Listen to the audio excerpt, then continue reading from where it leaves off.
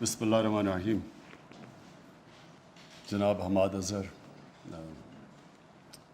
Minister energy, ambassador naan wrong, اور state grid کے شن باؤ پریزیڈنٹ, میں آج اس اوکیزن پہ سب کو مبارک دینا چاہتا ہوں جنہوں نے 2018 سے اب تک تیزی سے یہ پروجیکٹ کو مکمل کیا. ہمیں پتہ ہے کہ یہ 2013 سے شروع تھا پروجیکٹ, لیکن اس کے اوپر کوئی کام تیزی سے نہیں ہو رہا تھا, اور اس دوران میں پچھلے 3 سال میں بڑی تیزی سے کام ہوا. اور یہ جو آج ہم نے اس کی انوگریشن کی ہے, ٹرانسمیشن لائن کی, 800 تقریباً 80 کلومیٹر, اور مٹیاری سے لاہور تک.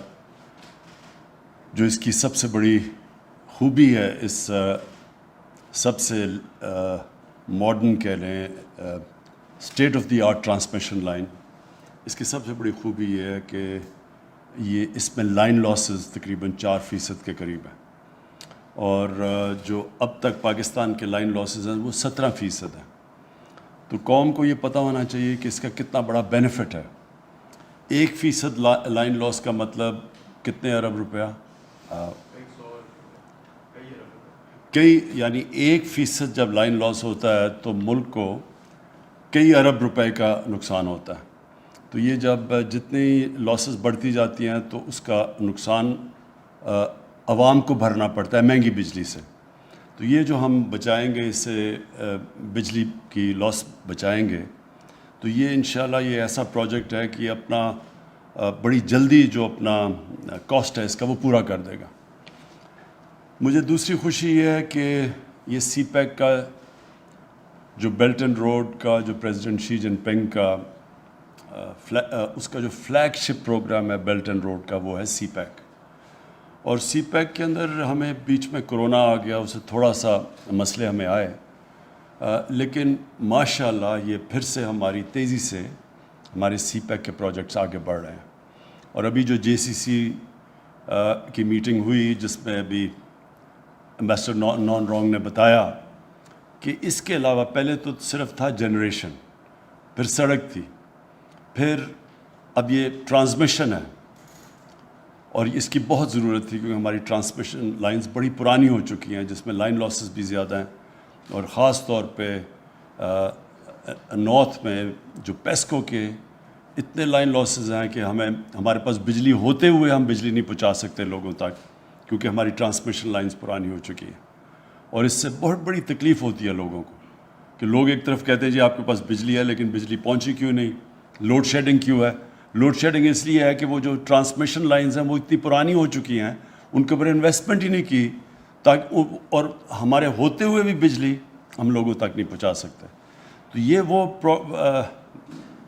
پروجیکٹ ہے جس میں اب state of the art latest قسم کی ٹرانسمیشن لائنز ہیں, اور آپ کو سامنے نظر آ گیا کہ کہاں 17% لائن لاسز اور کہاں 4% پہ آ گئی.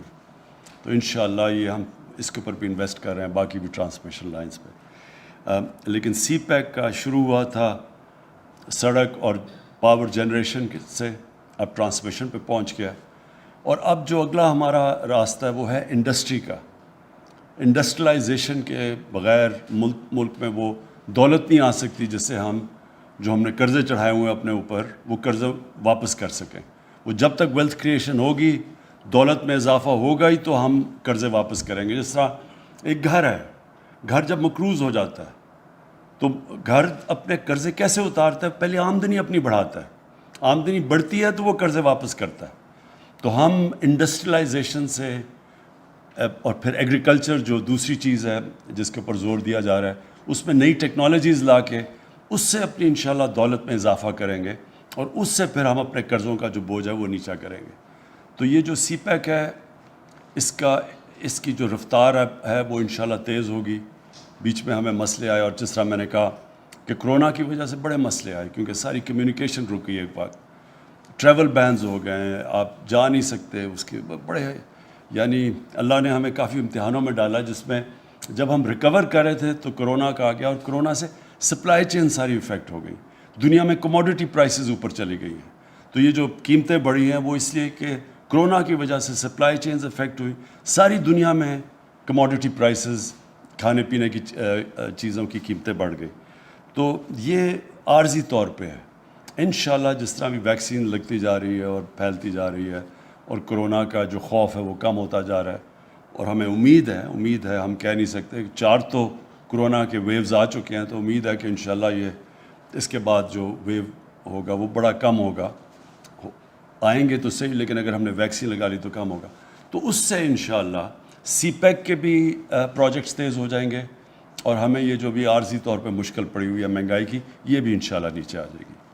تو میں پھر سے آج اس پروجیکٹ کے اوپر سب کو، اسٹیٹ گریڈ کو بھی، اپنی جو ہمارے لوگوں نے کام کیا اس کو بھی، سب کو میں آج خراج تحسین پیش کرتا ہوں. شکریہ.